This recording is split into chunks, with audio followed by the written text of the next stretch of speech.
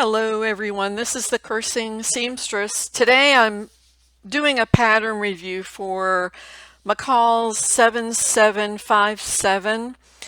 This is a pattern for a crop top with a variety of sleeve options and a variety of flutters around the neckline.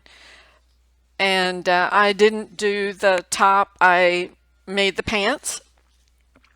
And when I started doing this PowerPoint presentation, I realized that the pant size that I made was 2 sizes too big. I should have cut a medium. I didn't have a medium. I bought a size large and extra large. It says size Z on the side. So whatever is in this presentation as far as criticism is my problem. So, you know, consider that while you watch. All right, so this is the pattern, and I say a lot of things. It looks very innocent. The model looks beautiful. The drawings look great. I didn't try the top. I have no idea how that would work out. It would be too big for me, but it looks pretty. So, all right. So this is where I messed up. I made the extra large, which was really dumb. I should have made the medium for a 34 to 36 waist. My waist is big, I think, compared to the rest of me. The rest of my body, I shouldn't have a 30, 35 or 36 inch waist. It bothers me, but I don't know too much what I can do. I don't look big anywhere else. I just kind of go straight down at the middle. So, all right, here we go. Here's a picture that shows the line art of the pants. And so as I go through this, the main point of this is that the waist is a casing waist, and again, I made the wrong size, so you can discount a lot of this. But I don't like a waist that has lots of gathering to it. It makes my waist look bigger. It's just not a good look for me. So when I do make pants, I try to make sure that the waistline is as close to the size of my waist as I can, so that when I put on the pants, there's not a lot of gathers around my waist that just make me look bigger. And I know there are some really good videos on YouTube that show how to move elastic from the front and put it all in the back. And one day I will pay attention to those and do that. A little bit more about the pattern. This is it says gauze, crepe, challis, and stable knit. So I used a lightweight knit that was pretty stable, very drapey. It was in a dark blue, all polyester. Not a big fan of the fabric. I ordered it online, and I probably should stay away from the all polyester stuff. I don't have a lot of good luck with it. So my issues with the pattern, again, I've cut the wrong size. The legs are too wide, the waist is too wide, it's too long. That's not unusual. I'm 5 foot 4 inches tall. The waist doesn't curve at the top, and I think that's something that if you decide to make this pattern in your proper size, you might want to make a curve at the top.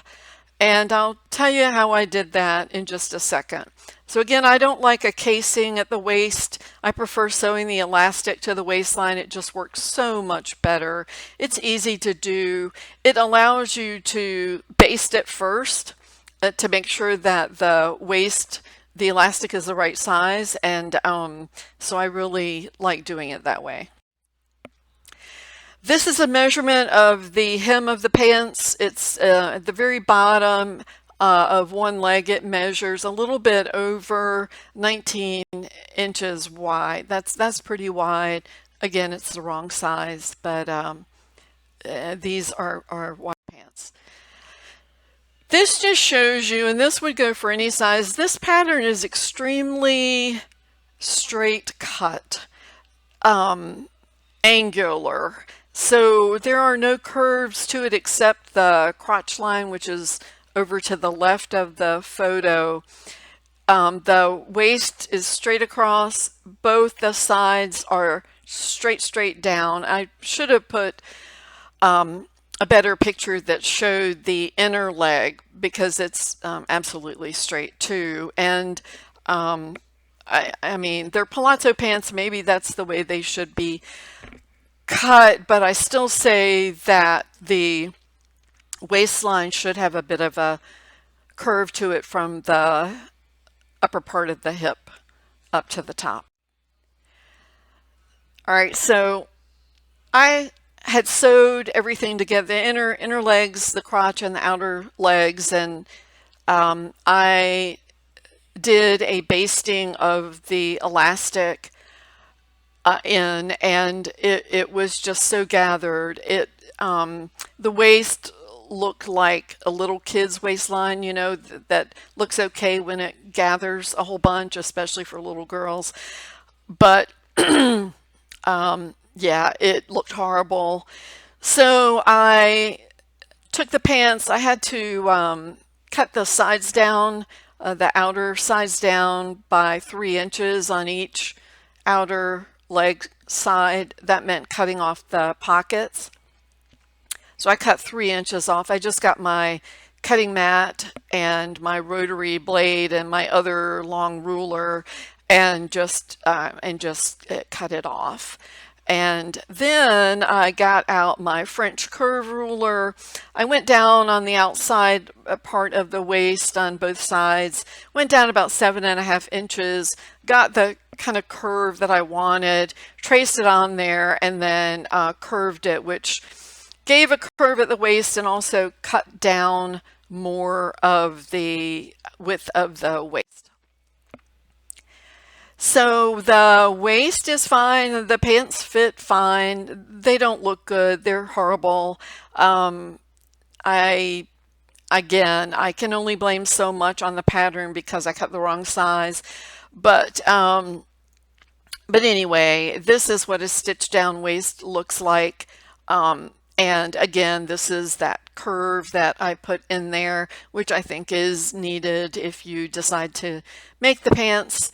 The length of the crotch was fine for me, so I don't know what it would be like if I got the correct size of a medium. It might still be fine, but I'm donating the pattern.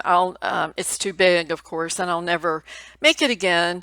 But I appreciate your watching this. I'm sorry I haven't been around for a while, but I will be back, and I will talk to you very soon. Thanks for watching.